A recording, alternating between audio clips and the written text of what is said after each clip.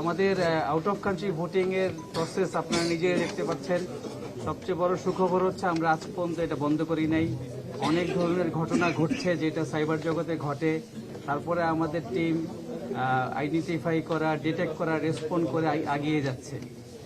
আমাদের প্রত্যেক সপ্তাহে 2 দিন বিভিন্ন দেশের দূতাবাস, মিশন প্রধান বা প্রতিনিধির সাথে আমাদের মিটিং হয়। আজকেও আছে বিকাল 5:30টায়।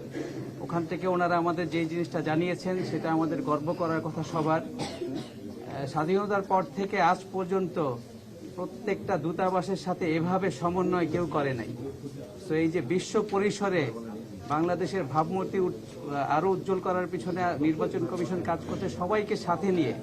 তো আমাদের সব দূতাবাস, মিশন প্রধান, ডাক বিভাগ, স্ব দেশের ডাক বিভাগ, এমনকি আমাদের জেনিভাতে পার্মানেন্ট রিপ্রেজেন্টেটিভ আছেন, ওখানে ইউনিভার্সাল পোস্টাল ইউনিয়নের হেডকোয়ার্টার অবস্থিত, ওনাদের সাথেও সরাসরি সম্পর্ক। তো পুরো বিশ্বে 120টার দেশের উপরে বিভিন্ন ডিপার্টমেন্ট, সংস্থা, সবার সাথে সমন্বয় করে আমরা আগাচ্ছি।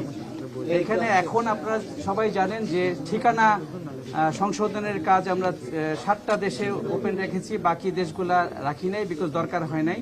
বেশিরভাগ দেশই ঠিকানা ঠিক মতো দিয়েছেন, আমাদের সম্মানিত ভোটাররা ঠিক মতো দিয়েছেন। কিছু এক্সেপশন এখানে আছে যে সংযুক্ত আরব আমিরাতে ওখানে ইন্টারনালি যদি কেউ ওনার পোস্টাল ব্যালট ব্যক্তিগত ঠিকানায় চান, 30 দিরহাম করে পে করতে হয় ওখানে।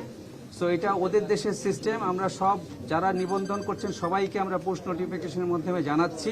যদি পোস্ট অফিস বক্স দেন তাহলে কোনো পেমেন্ট ইন্টারনালি লাগবে না। তারপরে আমরা ডাক বিভাগের সাথে সমন্বয় করছি এই পেমেন্টটা কিভাবে ডাক বিভাগের মাধ্যমে প্রদান করা হয়। সো এটা এখনো ফাইনাল হয় নাই। আমরা চেষ্টা করছি বাংলাদেশি ভোটাররা যাতে পেমেন্ট না দেন, বা যদি দেখা যায় পারা যায় না তখন ওনাদের অপশনই আমাদের যেতে হবে। এরপরে হচ্ছে কাতার সুন্দর একটা ভূমিকা নিয়েছে।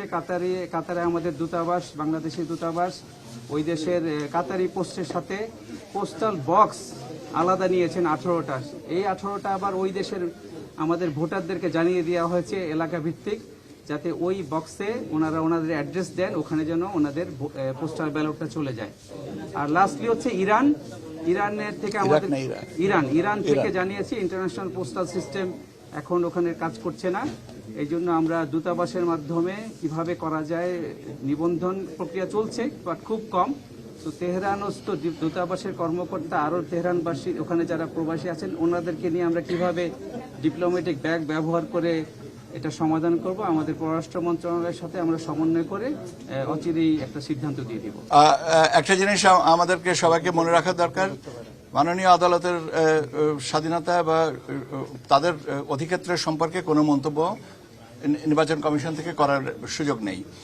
আমরা যেটা আপনি বললেন, এটা আমি জাস্ট এখানে আসার আগেই এটা আমার কানে এসছে, অর্ডারটা পাই, তারপরে দেখবো যে এখানে কি করা হবে।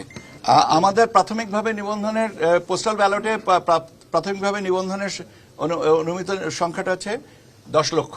তার ভিতরে প্রবাস থেকে আছেন 3,10,505 জন এখন পর্যন্ত, আর বাকিটা হচ্ছে যে ইন কান্ট্রি।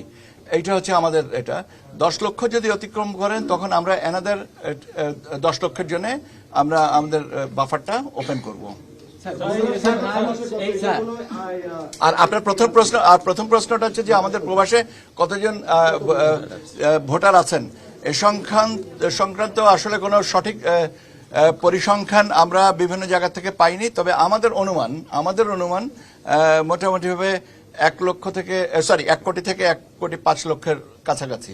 এখন ব্যাপার হচ্ছে নিবন্ধন করাটা তো হচ্ছে ভোটারের ইচ্ছার উপরে নির্ভরশীল। এখন আমরা এইটার অনুমান করে রেখেছি এবং সেই কারণে আমরা 10 লক্ষ, কেননা 10 লক্ষ যদি ওপেন করলাম, 50 লক্ষ ওপেন করলাম, তাহলে আমাদের 50 লক্ষ ব্যালট প্রিন্ট করতে হবে এবং সেটা একটা অপচয় যদি হয় তাহলে সেটা নিঃসন্দেহে আপনারা তখন আমাদেরকে বলবেন আপনারা কেন হিসাব করিনি। সেই জন্য আমরা 10 লক্ষের একটা করে গ্যাপ নিয়ে আমরা করছি।